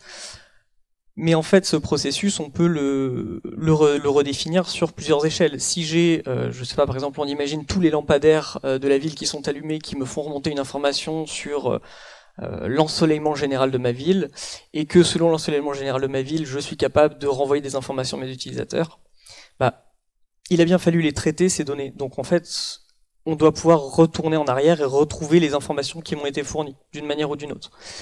Et à l'heure actuelle, en fait, on log la plupart des données qui nous sont données, donc pardon, on les enregistre, on les sauvegarde et on essaye de les conserver, en tout cas sur une certaine période de temps.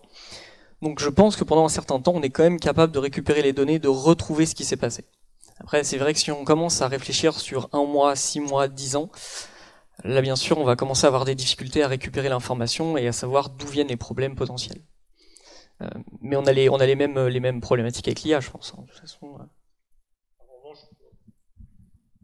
Au-delà d'IA, c'est ce que je disais tout à l'heure, ça pose quand même des problématiques de cybersécurité, c'est-à-dire d'éviter que une personne mal intentionnée puisse s'introduire dans le réseau et toucher à l'intégrité des données et donc modifier une donnée qui va faire que mon système va se comporter différemment. Et donc ça, c'est vrai que c'est un des enjeux en fait importants Alors, justement, c'est possible ça de pirater un pacemaker? Ça s'est fait, je crois. Je crois aux États-Unis, non, il y a pas eu, ça s'est fait. Oui, c'est tout à fait possible, oui, tout à fait. Oui. Alors après, il y a des solutions pour s'en prémunir. Donc l'une des problématiques qu'on a avec l'Internet des objets, c'est que la plupart des systèmes de sécurité qui sont embarqués dans les puces, donc par exemple sur la VR qu'on voyait tout à l'heure, en fait il y a des protocoles qui existent pour crypter et chiffrer les données et les envoyer sur Internet pour éviter que des personnes mal intentionnées les récupèrent et les modifient et les altèrent en tout cas. Sauf qu'en fait, ces composants sont faits par des humains et donc sont potentiellement faillibles. Et vu qu'elles sont implémentées en dur, donc de manière matérielle dans la puce, on peut pas mettre à jour ces parties des puces. Donc si on découvre une faille, eh bien, il faut changer concrètement l'ensemble de ces puces et dire bah voilà, toutes ces puces qui existent là ne sont plus bonnes, puisqu'en fait elles sont faillibles. Potentiellement, donc ça c'est des failles qu'on retrouve, c'est arrivé là par exemple, si on prend nos ordinateurs à l'heure actuelle, c'est ce qui s'est passé avec les puces Intel, donc on peut trouver dans la plupart de nos ordinateurs avec les failles Spectre, etc. Donc ça c'est des cas concrets qu'on a au quotidien qui existent. Comment s'en prémunir? Déjà bien paramétrer ces systèmes informatiques, que ce soit notre ordinateur à la maison, que ce soit notre réseau Wi-Fi, etc. Nos objets sont connectés à notre réseau Wi-Fi. On va avoir beaucoup plus de difficultés en tant qu'attaquant à prendre le contrôle d'un objet s'il est dans un environnement sécurisé. Si par exemple vous laissez tout votre Wi-Fi en clair chez vous, c'est vrai qu'on va pouvoir rentrer dans votre réseau, on va pouvoir un pirate va pouvoir se faire passer pour, je sais pas moi, votre Google Home ou peu importe quel autre matériel qu'on pourrait imaginer, et se faire passer pour, je sais pas moi, l'interrupteur qu'on voyait tout à l'heure qui permettait d'ouvrir les volets roulants. En étant suffisamment proche et en réémettant le même signal, on peut très bien dire je suis l'interrupteur du volet roulant, ouvre le volet roulant. Il n'y a pas de raison. Donc ça dépend du niveau de sécurité qu'on va choisir de mettre chez soi et au quotidien. La particularité aussi de l'Internet des objets, c'est encore le nombre, une fois encore le nombre, l'échelle qui est mis en place, et ça crée une surface d'attaque phénoménale. Et l'élément caractéristique d'un objet connecté, alors pas tous, hein, quand on parle de robots plus ou moins évolués, il y a un coût quand même, mais en général on parle d'objets connectés qui sont à bas coût, où la sécurité au départ pour le design n'est pas la priorité principale. Donc vous avez des clones comme ça d'objets qui sont déployés dans la nature avec une prise de commande à distance pour un attaquant assez simple, type login admin par exemple, hein, pour donner un exemple simple. Ça a été le cas de l'attaque d'InDNS il y a 2 ans, en 2016, où vous avez utilisé une batterie de caméras de vidéosurveillance pour faire une attaque typiquement sur le protocole de l'internet qui est présenté dans l'autre séminaire, le DNS, qui a neutralisé le service fondamental de l'internet qui est le DNS, et juste par des objets connectés. Et ça, c'est la masse d'objets qui ont été utilisés pour réaliser cette attaque. Il y en a plusieurs d'attaques de ce type-là. Donc la masse. Donc la masse qui signifie ensuite que pour récupérer le contrôle, c'est toute cette masse qu'il faut retourner d'une certaine façon. Là, faut tout déconnecter un par un, et quand vous êtes sur 1 million d'objets connectés, ça devient compliqué à mettre en œuvre. Ouais. Je vais reprendre une question technique qui est arrivée par Internet. J'ai plus ça là, mais en fait, le langage de prédilection qui va arriver au lycée, c'est Python. Donc le mot n'a pas été prononcé dans les choix architecturaux ou dans les choix logiciels qui sont là. Il y a des bonnes possibilités, des opportunités d'interfacer, de faire utiliser des activités en Python plus Arduino, en Python plus Raspberry, en Python plus objet connecté. Alors il y a des librairies qui existent, alors il va falloir un peu se renseigner, j'ai pas toutes les infos de tête, mais oui, alors le Python est un langage assez permissif, donc qui va être facilement accessible à des jeunes, mais c'est aussi un langage qui va être assez capricieux sur certains points, par exemple sur l'indentation du texte. Sur la partie interface avec un Arduino, ça va demander, encore une fois, il va y avoir beaucoup de tutos sur Internet qu'il va falloir suivre, mais c'est pas extrêmement compliqué. Une fois qu'on a branché l'Arduino en USB, donc là on va être sur une connexion directe, la prise de contrôle est assez simple. En fait, il suffira d'envoyer du texte à l'Arduino et l'Arduino répondra en répondant du texte, et de manière assez directe, on doit pouvoir interagir avec. Oui.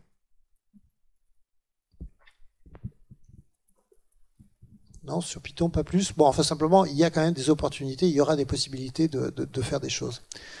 Bien, peut-être pour conclure, c'est quoi l'avenir? C'est-à-dire, qu'est-ce qui va nous tomber dessus? Les objets simplement de plus en plus. J'avais une question. Je sais plus dans quel supermarché l'autre jour. Je jetais mes vêtements dans le panier et puis bloup, il se passait. Il y avait plus de lecture optique, donc je sentais que mon vêtement était déjà devenu un objet connecté. Alors, l'est-il simplement parce qu'il y a une puce RFID? Ou est-ce que c'est pas du tout la même chose? Et puis bon, peut-être la question qui est derrière, c'est finalement, c'est quoi un peu l'avenir de ces technologies de façon générale? Bon, est-ce qu'on va les avoir absolument partout? Tout va être connecté autour de nous, et puis ou bien est-ce qu'il y a d'autres choses qui se préparent? En gros, qu'est-ce qui vous bluffe en ce moment sur ce domaine? Toujours pareil, c'est le changement de modèle d'infrastructure qui est assez intéressant, et c'est on a parlé de compatibilité, de diversité. Ce qui est intéressant dans les objets connectés, c'est qu'ils sont connectés en général sans fil. C'est la partie radio, et Jean-Philippe en a parlé sur la diversité radio qu'il y a en périphérie. Là, il y a une problématique d'interférence et de compatibilité et d'interopérabilité entre les protocoles qui est assez intéressante. L'évolution des réseaux cellulaires aussi, il y a la 5G, il y a la 6G qui est en route, et là il y a des fusions assez intéressantes entre l'informatique et les télécoms. Ce qui a été essayé d'être fait pour la 5G, mais au final ils sont retombés sur des travers. Il y a une optimisation majeure en termes de télécommunications, mais l'informatique est pas encore intégrée sur la partie cœur de la 5G. La 6G, on est sur vraiment une intégration cloud, fog, edge, sur cette dimension-là qui est pas traitée. Donc là, il y a vraiment des changements de modèle d'infrastructure qui sont intéressants à venir pour satisfaire cette vague de milliards. Alors, on parle de 1000 objets par humain sur la planète, donc c'est vraiment cette vague assez dense qui arrive, quoi. Avant que vous répondiez, juste, vous avez parlé réseau. Par rapport à tous les enseignants, parents qui sont inquiets de plus en plus d'ondes, en fait, ça va continuer, c'est ça? Ou c'est pas la même chose? Ouais, effectivement, sur ce débat-là, au niveau de la santé, il y a le ministère de la Santé quand même qui donne un certain nombre de recommandations, qui sont assez disponibles. La téléphonie cellulaire reste quand même le propagateur d'ondes le plus important en termes de puissance. Les technologies type LoRa, etc., on est sur des consommations qui n'ont absolument rien à voir, même sur le Wi-Fi. Donc, c'est juste pour ce type de débat. Et le Linky n'émet rien en termes d'ondes. Il passe par du courant porteur, donc ça passe par les fils électriques. Donc il n'y a pas de radio au niveau des Linky. Au départ, c'était prévu, mais ça a été retiré. Oui, pour rebondir sur les 1000 objets par humain. Alors, je pense qu'on n'est pas encore là. Hein. Ce qu'on a, les chiffres pour l'instant, on est à peu près à 30 milliards d'objets connectés d'ici 2030. Mais moi, au-delà de la techno, ce qui me bluffe assez en fait au niveau des entreprises aujourd'hui, c'est un changement aussi de paradigme au niveau du modèle d'affaires finalement.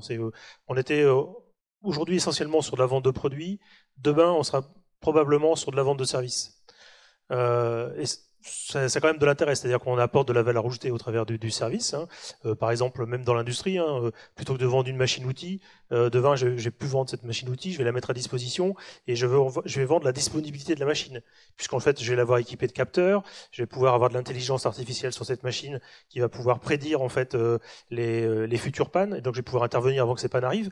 Et donc, moi, en tant que fabricant de machine, je vais plus vendre cette machine, mais je vais vendre la disponibilité de ma machine. Et donc, vous voyez, en fait, il y a un changement ici important. Et puis ça, on peut faire ce bouleversement-là, on peut le faire sur plein de métiers, donc de proposer du service demain plus que de la vente de produits. Et ça a un effet aussi intéressant, c'est-à-dire que moi, en tant que fabricant, mon intérêt, c'est plus d'avoir une machine qui tombe en panne, qui est de l'obsolescence programmée, mais demain, en fait, c'est d'avoir une machine qui dure, puisqu'en fait, moi, mon investissement, il est sur ma machine. Et donc, ça a aussi une démarche vertueuse, finalement, de pouvoir proposer des produits qui sont censés pouvoir durer plus longtemps, parce que moi, j'ai un intérêt en tant que fabricant à avoir des produits qui durent.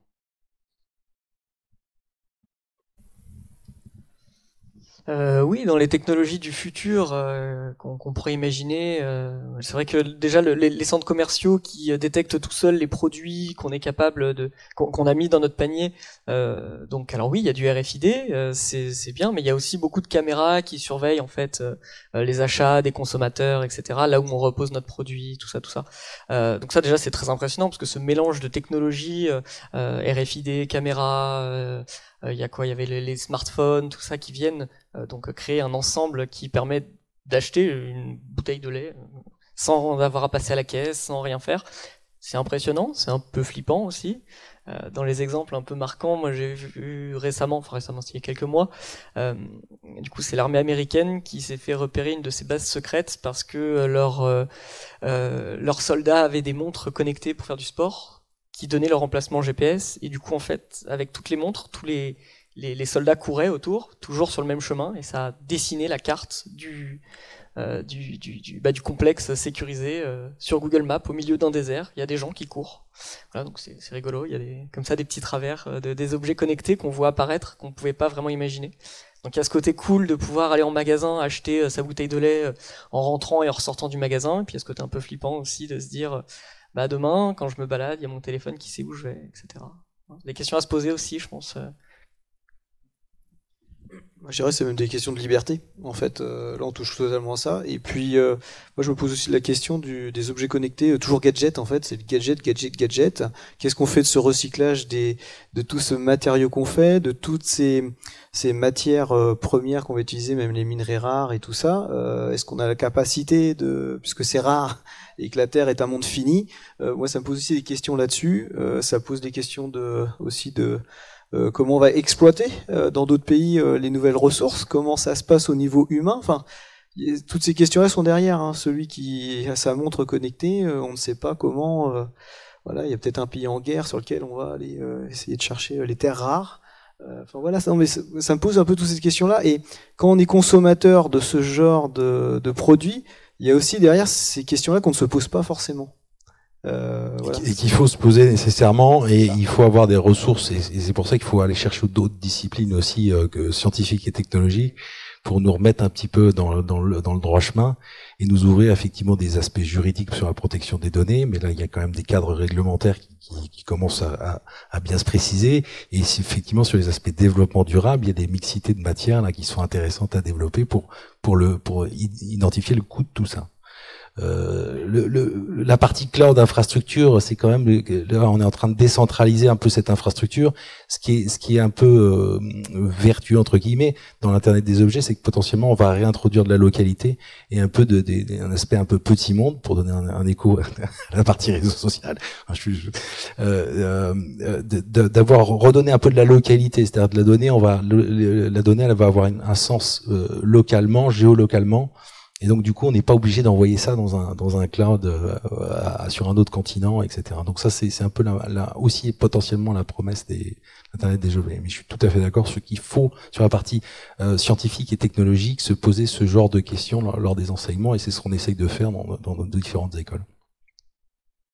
Est-ce que ça coûte? Alors on a vu le coût des petits développements donc en labo sur une puce RFID aujourd'hui, ça coûte combien?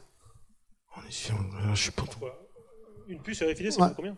Quelques centimes? C'est vraiment des centimes là, c'est plus rien. Donc effectivement, le rajouter à un produit, c'est raisonnable dès que le produit vaut quelques euros. Après, ça va dépendre de la puce, etc. Mais sur une puce, sur des vêtements, ça coûte quelques centimes. Sur une puce RFID, quelques centimes. Après, ça dépend. Si on rajoute, par exemple, dans tout objet connecté qu'on va fabriquer, il va falloir que ça passe des normes européennes, des normes françaises, sur lesquelles il va falloir du coup travailler. Donc, on peut pas juste dire, je fais un produit et on verra plus tard, parce que ça peut coûter des milliers d'euros, des millions d'euros, le fait de, enfin, peut-être pas des millions, mais des milliers d'euros, le fait de retravailler un produit qu'on a déjà abouti, pour que ça passe les normes européennes, américaines, etc., etc.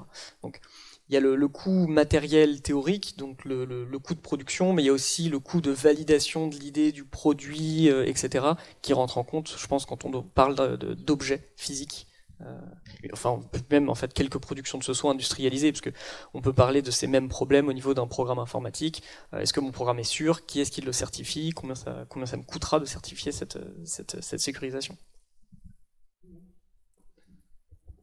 Non, la question des coûts était surtout par rapport à la question du développement durable et à la question finalement de modèles économiques qui s'installent très facilement. C'est-à-dire quand quelque chose ne coûte pas cher, on peut avoir envie de l'intégrer dans une chaîne de valeur, pas de la même chaîne que tout à l'heure, mais enfin une chaîne de valeur pour effectivement gagner de l'argent. J'avais entendu parler donc déjà de t-shirts qui vous réclamaient, qui vous disaient « Eh oh, tu m'as pas acheté ». D'accord? C'est-à-dire une fois qu'on est sorti, qui vous dit « Bon, finalement, je te fais 20%. » D'accord? Donc tout ça, c'est des choses qui, à partir du moment où les objets sont connectés, il y a effectivement des possibilités, on va dire, d'applications qui sont bon.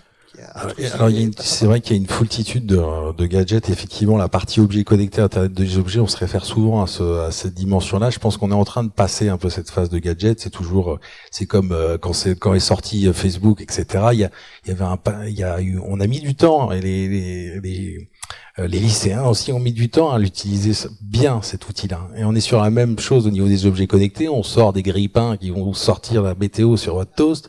Bon, là on tombe dans la caricature de l'objet connecté. Après, il y a quand même des usages dans l'agriculture, dans des endroits où on peut pas faire d'agriculture, sur des endroits de la planète où vous pouvez avoir des objets connectés qui peuvent vous rendre servir de surveillance de la vie naturelle. Pareil, ça peut vous sauver répondre à un certain nombre d'enjeux climatiques.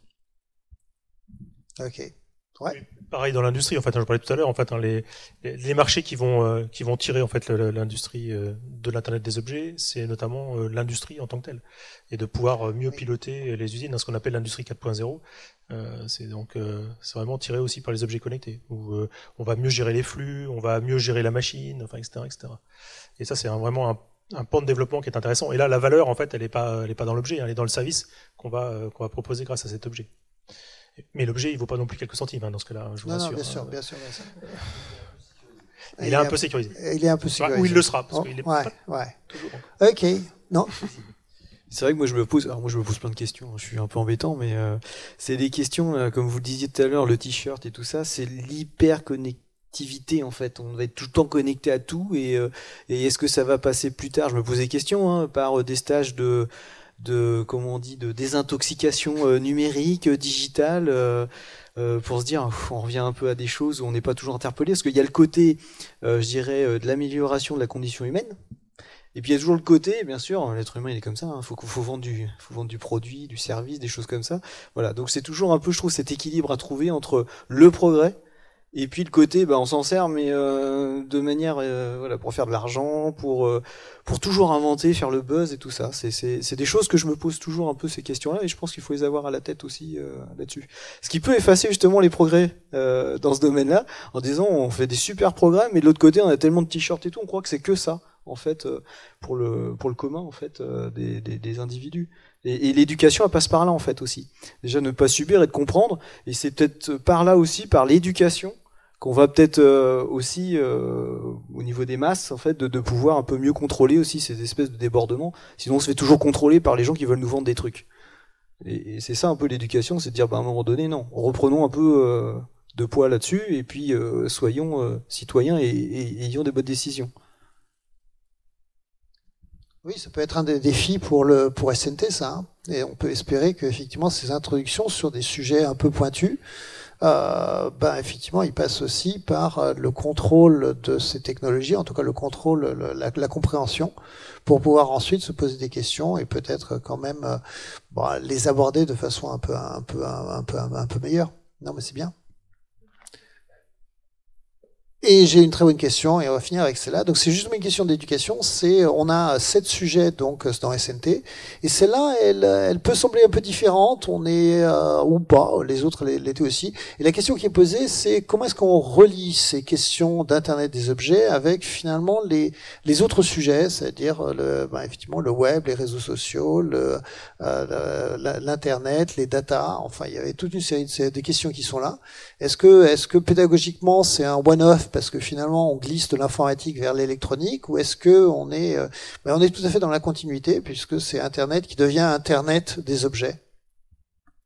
Oui, c'est une bonne question alors je connais pas les 7 thèmes comme ça de tête, mais effectivement t'en as rappelé un certain nombre, et sur effectivement l'Internet des objets, c'est en bonne continuité avec la partie Internet. Je pense que la partie aussi web qui arrive, je crois, la semaine prochaine ou mardi prochain, et aussi en bonne interface, parce qu'il y a toute la volumétrie de data qu'on n'a pas tellement évoquée. Moi, je me suis centré surtout sur la partie infrastructure, mais ce qui caractérise l'Internet des objets aussi, c'est la volumétrie de data. Et là, effectivement, il y a énormément de gros problèmes de stockage, etc., de données, et pour le coup de protection aussi des données. Donc, la volumétrie de data est assez faramineuse aussi, hein, dans ce contexte-là. Donc c'est pour positionner un petit peu, mais effectivement on peut aller partir sur aussi la partie matérielle, informatique embarquée, système embarqué, qui est aussi un autre axe. Donc on est sur de différentes disciplines. C'est aussi ce qui fait la richesse de l'Internet des objets, c'est l'aspect multidisciplinaire. D'accord. Donc moi je vais probablement conclure là-dessus. Je veux répondre à une dernière question. C'est est-ce qu'on peut récupérer le diaporama? Mais bien sûr. Je pense qu'un des objectifs, de toute façon, de ce qu'on est en train de faire là, c'est de partager. Je rappelle que ce qu'on est en train de faire, le webinaire est organisé pour ClassCode, mais à partir d'une chaire UNESCO en ressources éducatives libres qui est à l'université de Nantes, et donc sur lequel l'un des objectifs, c'est justement de créer de la connaissance qu'on peut partager. Donc sous une forme ou une autre, sur le site de ClassCode, sur le site ou sur des sites de l'université de Nantes, on trouvera le moyen d'accéder à cette conférence et aux autres conférences. Le but, c'est de créer des ressources pour les profs pour le futur. Alors en parlant de futur, merci à ceux qui sont restés connectés, donc restez hyper connectés au webinaire, ça c'est bien. Et on en a donc encore les 2 derniers la semaine prochaine, le mardi 26 et le jeudi 28. Donc rendez-vous à 18h mardi 26 mars. Merci. Merci à vous. Au revoir.